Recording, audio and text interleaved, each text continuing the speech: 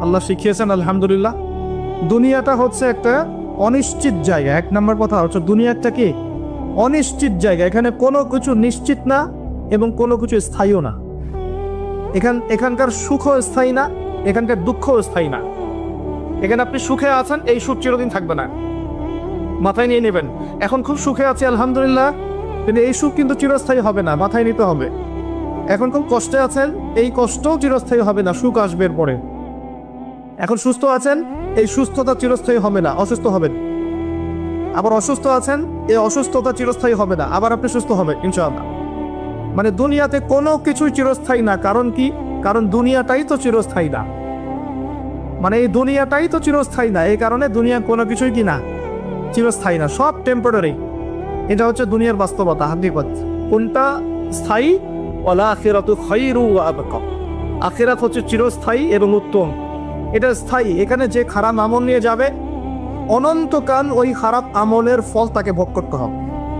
ওখানে যে সৎ আমল নিয়ে যাবে, ঈমান নিয়ে যাবে, অনন্তকাল সে সুখ এবং স্বাচ্ছন্দ্যে থাকবে। এই কথাটা কখনো ভুলে যাওয়া যাবে না।